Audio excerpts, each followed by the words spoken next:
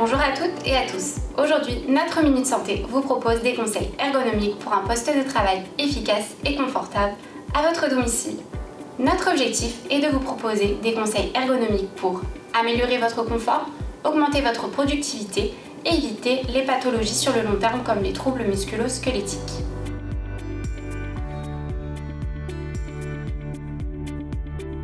Mettez-vous face à votre siège et ajustez la partie de l'assise juste en face de vos genoux.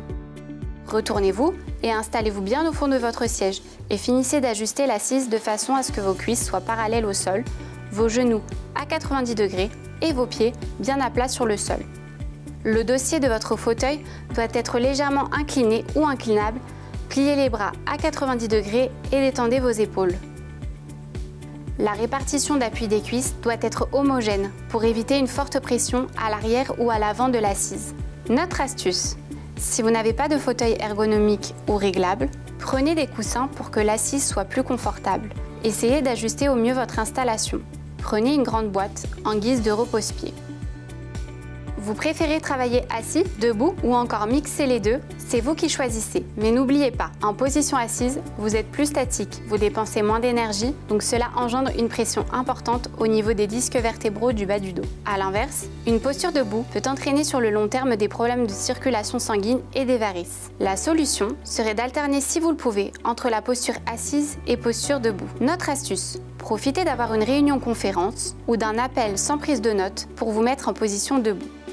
Le dessus de votre bureau doit être en alignement avec vos coudes de façon à ce qu'ils viennent se poser naturellement dans l'alignement. Vous devez pouvoir bouger les jambes librement sous le bureau. L'écran doit être face à vous et le haut de l'écran doit se situer au niveau des yeux. Il doit toujours y avoir un bras de distance entre l'écran et vous. Vous devez ensuite régler l'inclinaison de votre écran en fonction de votre ressenti. Si vous avez deux écrans, placez l'écran principal face à vous et le deuxième légèrement dans l'axe, à droite ou à gauche, selon votre préférence. Mettez les deux écrans à la même hauteur et réglez les paramètres à l'identique: luminosité, contraste et couleur. Respectez un angle de 30 degrés entre les deux. Votre clavier et votre souris doivent toujours être au même niveau. Avancez votre clavier afin que la position de vos avant-bras reste optimale. Vos mains doivent toujours être à plat dans le prolongement de vos avant-bras afin d'éviter les cassures de poignets. Notre astuce: pour ajuster la hauteur de votre écran, n'hésitez pas à utiliser des livres ou des boîtes par exemple.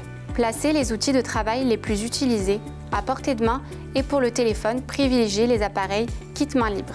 L'éclairage de votre pièce doit être adapté pour éviter les reflets sur votre ordinateur. Si vous avez une fenêtre, placez votre bureau plutôt en parallèle de celle-ci. L'éblouissement entraîne une fatigue et une sécheresse oculaire. Il faut penser également à adapter la température de votre pièce. La température recommandée pour travailler se situe entre 19 et 24 degrés. Faites des pauses de 15 à 30 secondes, 3 à 4 fois par heure. Faites des étirements, bougez votre corps. Pensez également à décrocher votre regard de votre écran et à faire des exercices de détente oculaire.